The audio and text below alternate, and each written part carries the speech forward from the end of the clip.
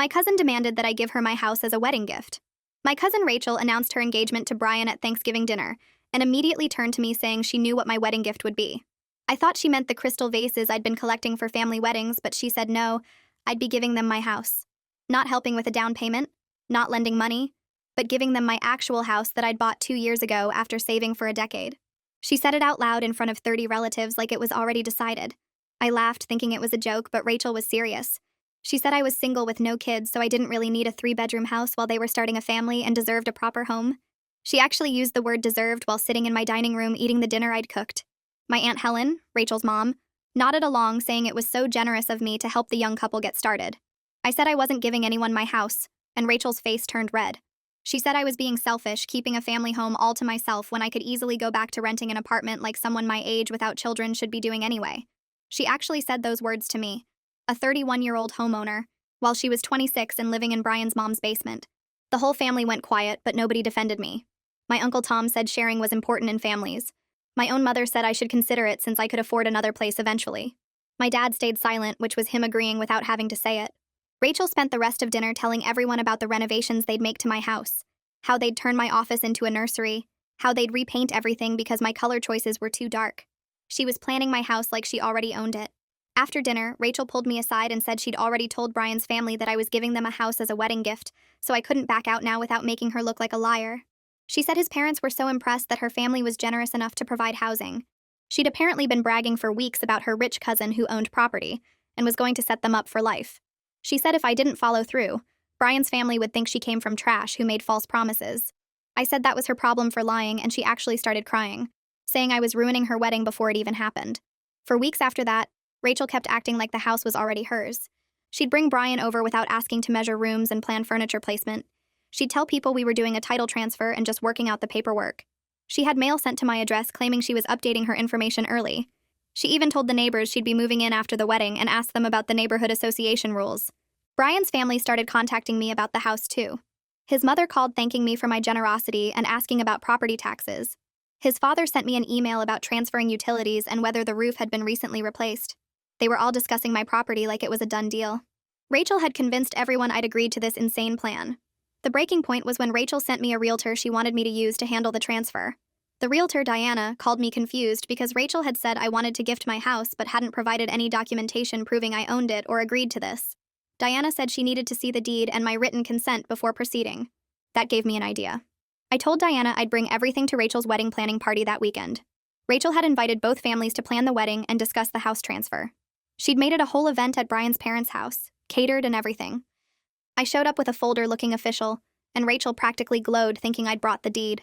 Brian's parents thanked me repeatedly for giving their son such a head start in life. His grandmother hugged me, saying not many people were so generous. His siblings kept asking about spare bedrooms and whether the basement was finished. Rachel had clearly promised them all space in my house. When everyone was gathered, Rachel asked me to present the paperwork. I pulled out the deed and showed it to Diana. Diana read it and looked confused. Requested Reads is on Spotify now. Check out link in the description or comments. Up from the deed, Diana Deed looked at me with a question in her eyes and said she didn't see any transfer documents or gift paperwork in the folder I'd brought. Rachel's smile froze on her face while Brian leaned forward to get a better look at what Diana was holding. I took the deed back from Diana and explained calmly that this was my property deed showing sole ownership in my name, with no co-owners, no pending transfers, and no indication that I'd ever agreed to gift this house to anyone. The room went completely silent except for someone's phone buzzing on the table. Brian's mother stopped mid-sip of her wine and set the glass down carefully. Rachel started shaking her head and saying that wasn't the right paperwork, that I must have brought the wrong folder, but her voice had gone high and thin. I pulled out my phone and showed Diana the text messages where Rachel had told me weeks ago that she'd already informed Brian's family about the house gift, and I couldn't back out now without making her look bad. Diana read the messages with her eyebrows going up higher with each line. Brian took my phone from Diana's hand and scrolled through the conversation himself, while his father moved closer to read over his shoulder. I watched Brian's face change as he read Rachel telling me that his parents were so impressed by my generosity and that she'd been bragging to them for weeks about her rich cousin. His jaw tightened when he got to the part where Rachel said his family would think she came from trash if I didn't follow through. Brian looked up at Rachel and asked her point blank when I had supposedly agreed to give them my house. Rachel stammered that it was at Thanksgiving dinner in front of everyone, but I interrupted to remind Brian that 30 relatives heard me clearly refuse at that dinner. My mother shifted in her seat and looked down at her hands. Rachel tried a different approach and said that even if I didn't explicitly promise the house, I'd implied I would help them, and she'd just been optimistic about what that help would look like. Brian's father cut in and said that Rachel had told them very specifically that I was transferring the deed as a wedding gift, not that I might help with a down payment or loan them money. She'd shown them pictures of my house and talked about which rooms they'd renovate first. Brian's grandmother spoke up in a quiet voice and said Rachel had promised her she could have the guest room when she visited, because the house was going to be theirs free and clear. The hurt in her voice made Rachel start crying, but this time it looked different from her previous tears. This looked like panic. Brian stood up and asked Rachel to step outside with him, but she grabbed onto the table and refused to move. She said if we could all just calm down and discuss this reasonably, we'd see that this was a misunderstanding blown out of proportion. I asked her directly how it was a misunderstanding when she'd sent a realtor to my house, had mail forwarded to my address, told my neighbors she was moving in, and brought Brian over multiple times to measure rooms without my permission. Rachel's face went red and she accused me of trying to humiliate her in front of Brian's family. My Aunt Helen finally spoke up and said that even if I hadn't made a formal promise, family was supposed to help family and I was being cruel to embarrass Rachel like this. Uncle Tom nodded along, but he looked less certain than he had at Thanksgiving. Brian's mother set down her wine glass with enough force that it clinked against the table and said she wanted to understand the timeline of events. She asked Rachel directly when they'd first discussed the house situation. Rachel said it was right after the engagement, that I'd been so excited for her, and had mentioned wanting to help them get started in life. I shook my head and said that never happened. That the first time Rachel mentioned the house was at Thanksgiving when she announced in front of everyone that she knew what my gift would be. My dad's brother, who'd been quiet in the corner, cleared his throat and said he'd been at that Thanksgiving dinner, and he remembered me very clearly saying no to giving up my house. Several other relatives who were at the wedding planning party nodded in agreement. Rachel looked around the room with wild eyes and changed tactics again, saying that maybe she'd misread some signals, but that didn't change the fact that they needed help, and I had the means to provide it. Brian finally lost his patience and told Rachel they were leaving immediately. She clung to his arm and begged him not to do this in front of everyone, to please just give her a chance to explain properly. He pulled his arm free and walked toward the door. Rachel turned to me with genuine desperation in her face and said that if I cared about her at all, I'd tell Brian this was all a mistake and we'd work something out. I looked at her and said I did care about her, which was why I'd cooked Thanksgiving dinner and collected crystal vases for her wedding, but I would never give up the house I'd spent 10 years saving to buy. I told her she'd created this situation by lying to everyone, and now she had to face the results of those lies. Brian's father stood up and said his family needed time to process what they'd just learned. His mother hugged me briefly and whispered an apology for the confusion. Brian's grandmother touched my arm as she passed and said she was sorry for any pressure I'd felt. They filed out of the room one by one, leaving Rachel standing there with tears running down her face, and my Aunt Helen rushing over to comfort her. The days after that party were strange and quiet. I heard through my mother that Rachel had moved out of Brian's mother's basement and gone back to living with Helen and Tom. Apparently, Helen was telling everyone who would listen that Rachel was heartbroken, and it was entirely my fault for being selfish with my property. My mother said Helen was conveniently forgetting that Rachel had lied to 2 entire families and tried to steal a house. I didn't hear from Rachel directly, but I got several angry texts from Helen saying I'd ruined her daughter's life and destroyed her chance at happiness. I blocked her number after the 5th message. 3 weeks after everything fell apart at the party, my mother called to tell me that Brian had officially ended the engagement. She said Rachel was devastated and staying in her old childhood bedroom, barely eating or leaving the house. I felt genuinely sad for Rachel going through that kind of heartbreak, because breakups are painful no matter what caused them.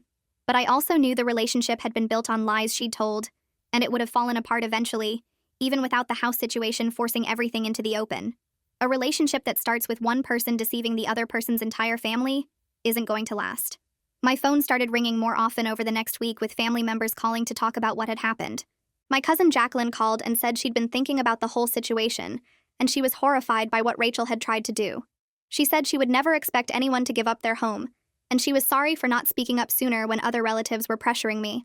Her support meant more than I'd expected because Jacqueline and I weren't particularly close, but having her validation helped me feel less alone in the family. Other relatives reached out too, some apologizing for staying silent at Thanksgiving, and others admitting they'd been uncomfortable with the pressure campaign, but hadn't known how to intervene. I started to feel like maybe I wasn't the family villain after all. I spent a Saturday afternoon changing all my locks because I didn't trust that Rachel wouldn't try something vindictive now that everything had collapsed. It felt paranoid while I was doing it, unscrewing the old deadbolts and installing new ones, but it also felt necessary. Rachel had already proven she had no respect for boundaries by having mail sent to my address and telling neighbors she was moving in. I couldn't risk her showing up with a key somehow or trying to establish residence at my property. I also called a security company and had them install cameras at my front door, back door, and garage. The installer asked if I'd had break-ins in the neighborhood, and I just said I wanted to feel safer. Watching the camera feeds on my phone that night, seeing my own front porch from multiple angles, made me feel more secure even though it was sad that I needed security measures against my own cousin. My mother texted the next day asking if I wanted to meet for lunch. I almost said no because I was still hurt that she hadn't defended me at Thanksgiving. But something in her message made me think she wanted to actually talk about what happened. We met at a restaurant halfway between our houses, and she looked nervous when I sat down. She ordered coffee and then immediately started apologizing before the server even walked away. She said she was genuinely sorry for not immediately defending me at Thanksgiving when Rachel made her announcement. She explained that she'd been so shocked by Rachel's audacity that she'd defaulted into peacekeeping mode, trying to smooth things over instead of standing up for what was right. She said she realized now that some situations don't call for peace. They call for clear boundaries, and she should have told Rachel right then that demanding someone's house was completely unacceptable. Hearing my mother admit that meant everything. She said she'd spent weeks thinking about her own conflict avoidance and how it had enabled Rachel's behavior to escalate because no one shut it down early. If she'd spoken up firmly at Thanksgiving, maybe Rachel wouldn't have felt empowered to keep lying and planning like the house was already hers. I accepted my mother's apology and told her I appreciated her recognizing what had gone wrong. But I also made it clear that going forward, I needed her to actively support me in family situations, rather than staying neutral or trying to keep peace at my expense. She agreed immediately, and said she understood that her silence had felt like abandonment. She admitted that her conflict avoidance had enabled Rachel's escalating behavior by not shutting it down early, and she promised to be more direct in the future about calling out inappropriate behavior, even when it made family gatherings uncomfortable. We talked for 2 hours over lunch, and I felt our relationship starting to heal.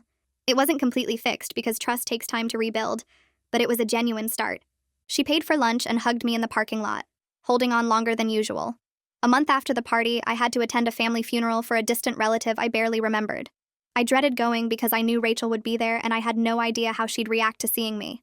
When I walked into the funeral home, I spotted Rachel immediately sitting in the front row next to Helen. She was wearing black and staring straight ahead, not looking around at all.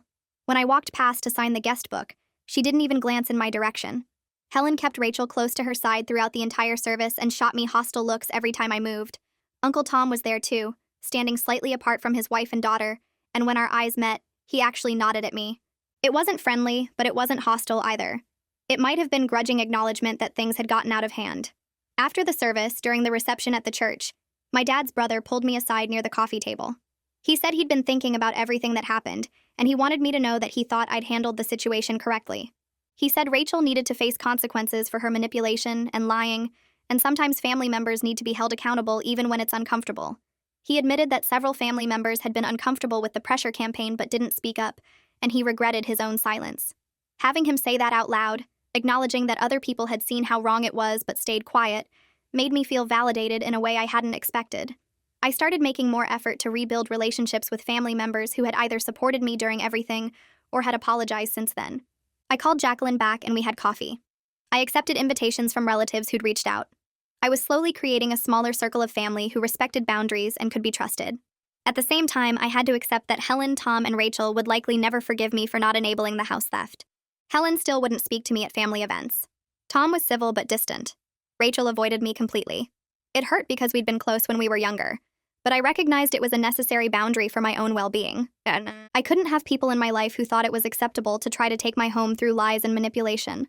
My mother mentioned during one of our phone calls that Helen was struggling financially, and that was partly why she'd been so invested in Rachel getting a house. She said it like that should make me understand or excuse what had happened. I felt a flash of sympathy because financial stress is genuinely hard, and I didn't want Helen to be suffering. But then I reminded myself that their financial problems didn't obligate me to sacrifice a decade of my savings and my home. Lots of people struggle with money without trying to steal houses from their relatives. Helen's financial situation might explain her desperation, but it didn't excuse her supporting Rachel's lies and manipulation.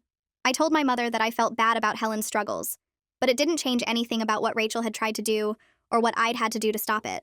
2 months passed, and I found myself standing in the produce section of the grocery store, holding a bag of apples and trying to remember if I needed anything else. I turned toward the bread aisle and nearly walked straight into Brian. We both stopped short, and there was this awkward second where neither of us knew what to say. He looked different. Thinner, maybe. Or just tired in a way that made him seem older. He said hi first, and I said hi back. And then we just stood there with our shopping carts between us like some kind of barrier. He asked how I was doing, and I said fine, keeping my voice neutral because I wasn't sure where this conversation was going. He nodded and said he wanted to thank me again for being honest about everything. that it had been hard, but he was doing better now. He told me he was focusing on his own life and being more careful about who he trusted, and the way he said it made it clear he meant Rachel specifically. I told him I was glad he was okay, and I meant it, because seeing him hurt at that party had been awful, even though none of it was my fault. We talked for maybe 3 more minutes about nothing important, the weather and traffic and how the grocery store had rearranged everything again, and then he said he should get going. We said goodbye and went our separate directions, and I felt this strange mix of relief and sadness that we'd managed a normal conversation. A week later, my mother called while I was making dinner and told me Rachel had gotten a job in another state. She said it like it was good news, like Rachel was moving up in the world, but I could hear the worry underneath. My mother explained that Rachel wanted a fresh start away from the family drama and the reminders of her broken engagement. I understood that impulse because starting over somewhere new can feel like hitting a reset button on your life. But I also thought Rachel was running from having to face what she'd done, from the family members who now knew she'd lied, from the neighbors who'd seen her planning to move into a house that wasn't hers. My mother asked if I thought Rachel would be okay out there alone, and I said I didn't know. I wanted to say that Rachel had made her choices, and now she had to live with them, but my mother sounded sad enough already. After we hung up, I stood in my kitchen stirring pasta and thinking about how Rachel had tried to take everything from me and was now leaving everything behind instead. The next few family gatherings felt different with Rachel gone. There was less tension in the room, less worry that someone would say the wrong thing and start another fight. But Helen still wouldn't look at me when we were in the same space. At my cousin's graduation party, Helen stayed on the opposite side of the yard the entire time, talking to other relatives but pointedly ignoring me whenever I came near. My mother mentioned later that Helen blamed me for Rachel moving so far away and being isolated from family. That frustrated me because Rachel had isolated herself through her own choices, through lying and manipulating and refusing to take responsibility. Helen acted like I'd personally driven Rachel out of state, when really Rachel had driven herself there to avoid facing what she'd done. My mother tried to play peacemaker, suggesting maybe time would help Helen see things differently, but I wasn't holding my breath. 3 weeks later, I went to a family birthday party for one of my younger cousins. The party was at a park with picnic tables and a playground, and I arrived early to help set up. As more relatives showed up, I noticed something strange. The people who'd pressured me about sharing my house, who'd said family should help each other and I had more space than I needed, were suddenly very quiet around me. Nobody asked about my living situation or made comments about my 3 bedrooms. When someone brought up real estate prices, the conversation shifted quickly to something else. Uncle Tom was there, and he nodded at me politely, but didn't try to start any discussions about family obligations.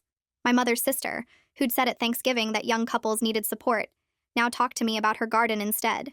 It felt like a small victory in establishing boundaries, like they'd finally understood that my house was mine and not up for family discussion. My dad started calling me more often after that, inviting me to dinners and family events with a deliberateness that felt intentional. At a cookout at his house, one of my aunts made a comment about the Rachel situation, something about how family feuds were so unfortunate. My dad cut her off immediately and said the situation was resolved and we weren't discussing it anymore.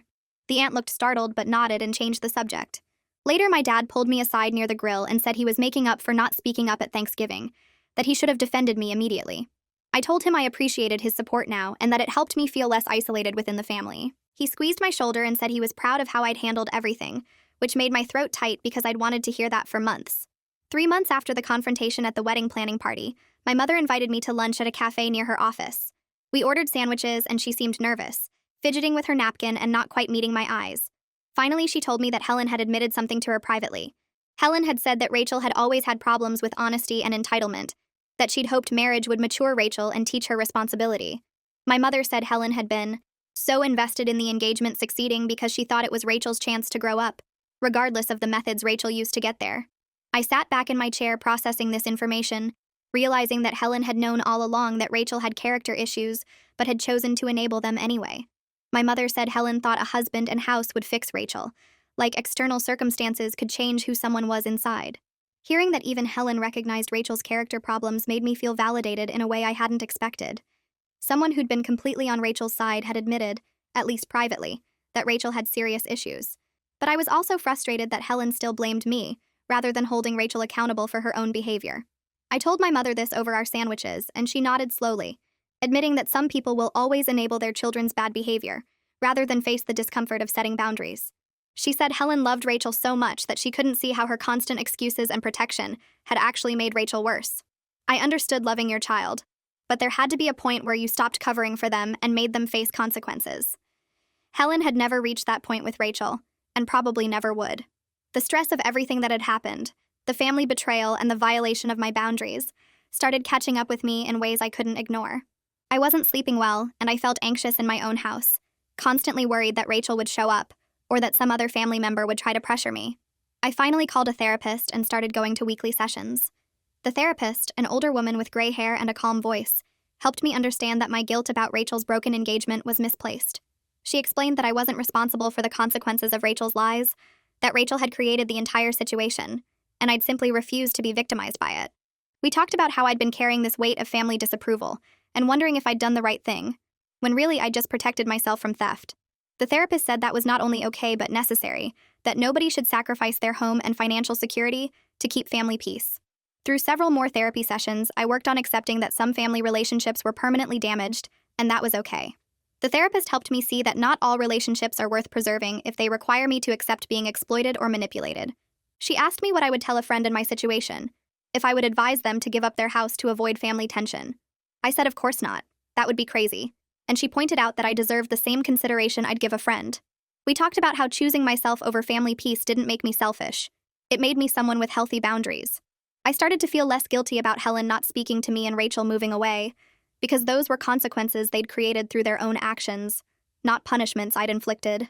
4 months after everything exploded at the wedding planning party, I decided to host a small dinner party at my house.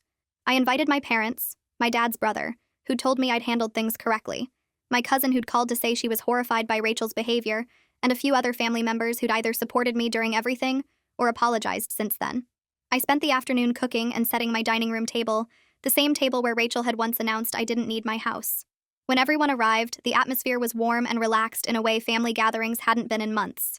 We ate dinner and talked about normal things, work and hobbies and vacation plans, with nobody mentioning Rachel or the house situation. After dinner, my dad's brother raised his glass and said he was glad to be in a home where boundaries were respected and everyone clinked glasses with him. It felt good to fill my home with people who respected my boundaries and celebrated my accomplishments rather than trying to take them from me, to reclaim this space as mine surrounded by family who actually acted like family should. My mother showed up carrying a bottle of wine and a container of her famous potato salad, setting both on my kitchen counter before pulling me into a tight hug that lasted longer than usual. She'd been coming to more of my gatherings lately, making an effort to show support in ways she hadn't before everything happened with Rachel. When everyone sat down to eat, she stood up without me asking her to and cleared her throat to get everyone's attention. She told the whole group that she wanted them to know how proud she was of me for standing firm when family pressure tried to push me into giving up something I'd worked so hard for. Her voice got a little shaky when she said that watching me defend my boundaries had taught her something important about the difference between keeping peace and enabling harm. I felt my eyes getting wet because hearing my mother say those words out loud in front of other family members meant more than I could explain. She sat back down and squeezed my hand under the table, and I squeezed back, both of us understanding that our relationship had shifted into something stronger and more honest than it had been before. I heard through my cousin Jacqueline that Rachel had settled into her new city and found a job at a marketing firm that paid pretty well. Jacqueline said Rachel had made new friends and seemed to be building a life for herself away from all the family drama and the broken engagement. Part of me felt genuinely glad that she was doing okay, that she hadn't completely fallen apart after everything collapsed.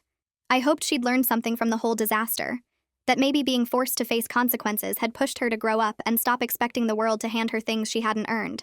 But I also knew I had no interest in rebuilding any kind of relationship with her. Not after she'd tried to steal my house and manipulated 2 entire families to make it happen. Some people could come back from that kind of betrayal, but I wasn't one of them, and I was okay with that boundary. 5 months after the wedding planning party disaster, I got an email from Helen that showed up in my inbox on a random Tuesday morning. The subject line just said, "Thinking of you," which seemed careful and non-committal. I opened it expecting either a full apology or another round of blame, but what I got was something in between. She wrote that the situation had been complicated, and that she wished things had gone differently for everyone involved. She didn't say she was sorry for supporting Rachel's attempt to take my house, didn't acknowledge that what Rachel did was actually theft, didn't admit that she'd been wrong to pressure me. But the email felt like regret even if it wasn't full accountability, like she knew things had gone badly, but couldn't quite bring herself to say whose fault that was. It was more than I'd expected from her, honestly, given how angry she'd been and how completely she'd cut me off after I exposed Rachel's lies. I read the email 3 times trying to figure out if there was a hidden message or a request buried in the careful language, but it seemed like it was just what it appeared to be. A small gesture from someone who couldn't quite apologize but wanted to crack open a door. I sat with the email for 2 days before responding, writing and deleting several drafts that ranged from warm to cold to completely ignoring it. I finally settled on something polite but distant, thanking her for reaching out and saying I appreciated her thinking of me. I didn't offer to get together for coffee or suggest we try to rebuild what had broken between us. I kept my response short and cordial, the kind of thing you'd send to someone you used to know but didn't really want back in your life. Some relationships could exist in a civil but distant state, and that felt appropriate for me and Helen given that she'd never fully acknowledged that her daughter had tried to steal my house through lies and manipulation. I could be polite without being close, could respond without opening myself up to more pressure or judgment. I hit send and felt okay about it. Not guilty or angry, just neutral. When my parents called to invite me to Thanksgiving dinner, I asked directly if Rachel, Helen, and Uncle Tom would be there, because I needed to know before I agreed to come. My mother didn't hesitate or try to dodge the question, which I appreciated. She told me they were having separate celebrations this year to avoid tension, that she and my dad were hosting one group while Helen was hosting another on a different day.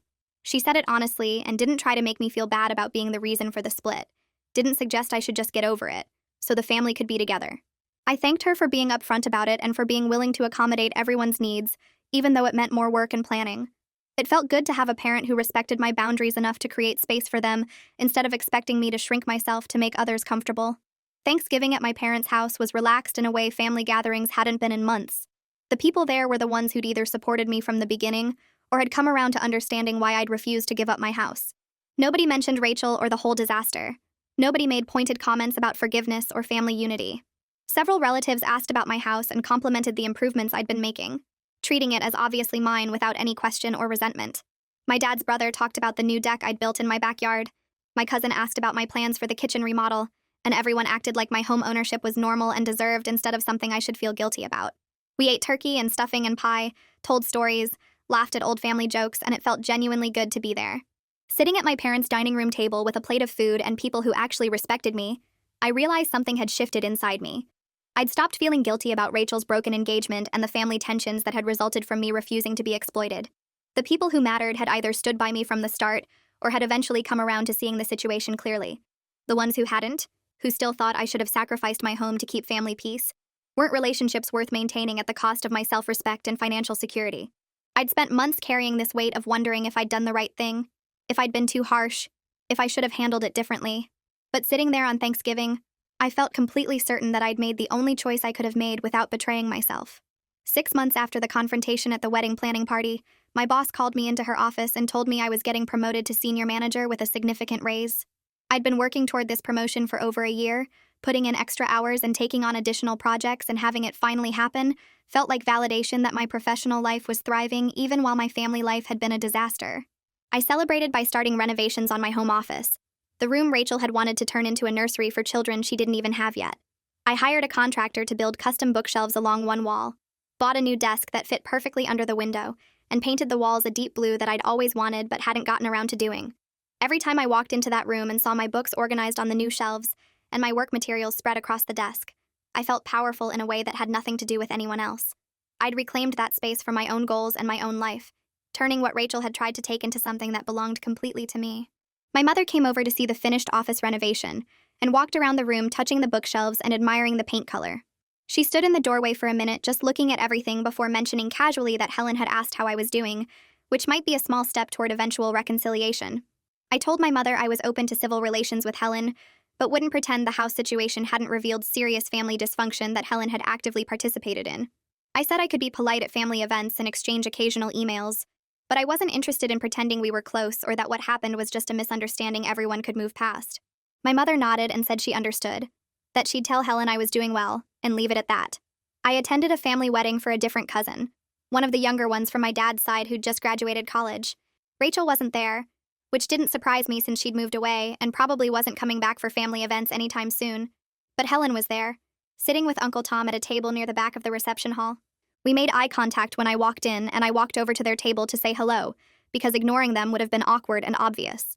Helen stood up and we exchanged polite greetings, asked basic questions about how each other was doing, and didn't mention anything about Rachel or houses or the disaster that had split our family. It felt like the right amount of contact, civil but distant, acknowledging each other's existence without pretending to be close. Uncle Tom actually complimented my dress, saying the color looked nice on me, which might have been his way of extending an olive branch without having to apologize directly for pressuring me to give up my home. I thanked him and moved on to find my assigned table, feeling okay about the brief interaction, neither upset nor particularly warm about it. My cousin Emma, who's 23 and just started her first real job, found me by the dessert table during the reception. She asked if I had any advice about saving for a house because she wanted to start early like I did. I told her to open a separate savings account that she never touched, and to automate transfers from every paycheck so she wouldn't even see the money. Her friend Sarah joined us and asked about down payment percentages and closing costs, treating me like someone who'd figured something important out instead of someone who should have given everything away. I spent 20 minutes talking them through interest rates and property taxes and inspection costs, feeling useful in a way that had nothing to do with sacrifice. Emma said she wanted to own something of her own by the time she was 30, that watching me keep my house showed her it was possible to stand up for yourself even when everyone pressured you to do something else. Sarah nodded and said her parents kept telling her to just rent forever because buying was too hard, but seeing me made her think differently. I realized the younger cousins weren't looking at me as selfish. They saw my boundaries as strength, as proof that you could protect what you worked for without apologizing. 2 more cousins came over asking questions about mortgage pre-approval and credit scores, and I felt genuinely happy sharing what I'd learned instead of defending my right to keep it. My dad found me alone near the parking lot after most guests had left. He put his hand on my shoulder and said he was proud of how I handled everything with Rachel in the house. His voice was quiet, but firm when he told me that standing up to family pressure was braver than anything he'd managed at my age. He admitted he should have spoken up at Thanksgiving instead of staying silent, that his silence made things harder for me when I needed support. I felt my throat get tight because his respect meant everything to me, more than I'd realized until he said it out loud. He explained that watching me refuse to back down taught him something about the difference between keeping peace and enabling bad behavior. My dad said he'd spent too many years avoiding conflict by staying quiet, letting other people push boundaries because speaking up felt uncomfortable. He told me that gaining his open support was worth the temporary family chaos, that he'd rather have an honest relationship with me than a fake, peaceful one built on me sacrificing myself. We stood there for a few minutes, not saying anything, just being okay with each other in a way we hadn't been since this whole thing started. When we walked back toward the reception hall, I felt lighter knowing my dad finally understood why I couldn't give up my house just to make other people comfortable. 7 months after the confrontation at the wedding planning party, I woke up in my house on a Saturday morning feeling completely at peace. The drama had faded into something that happened rather than something still happening, and my life had settled into a routine that felt right. I'd kept relationships with family members who respected boundaries, people like my dad and my cousin Emma, who understood that protecting yourself wasn't selfish. I'd established distance from Aunt Helen and Uncle Tom, seeing them at big family events but not pretending we were close or that everything was fine between us. Rachel was still living in another state, and I heard updates through my mother sometimes but didn't ask for details. I'd learned that protecting myself wasn't something to feel guilty about, that choosing my own well-being over family pressure was actually the healthiest thing I could have done. Some relationships were damaged permanently, and that was okay, because keeping them would have required me to accept being exploited. I made coffee in my kitchen, the same kitchen Rachel had tried to claim as hers, and felt grateful for every decision that led to me still being here. The house was quiet and completely mine, filled with my furniture and my choices and my life that I'd built without anyone's permission. I sat down in my renovated office with my laptop, ready to work on a project I actually cared about. The custom bookshelves held my books. The desk under the window was covered with my materials, and the deep blue walls reflected light in a way that made me happy every time I walked in. This was the room Rachel wanted to turn into a nursery for children she didn't even have, and instead it became the space where I did my best work. I'd saved for a decade to buy this house, worked overtime and skipped vacations and made sacrifices that Rachel never understood or appreciated. Rachel's attempt to take my home taught me that I was strong enough to stand alone if necessary, that I could survive family rejection and social pressure without crumbling, but I was grateful I didn't have to stand completely alone, that the people who truly mattered stood with me when it counted. My dad supported me, my mother eventually understood, and the younger cousins saw me as someone worth learning from instead of someone who should share everything. I felt genuinely happy and secure sitting in my house, working on something I loved, living a life I'd chosen and defended. The fight to keep my home showed me who I really was, someone who wouldn't sacrifice herself just to keep other people comfortable, and I liked that person.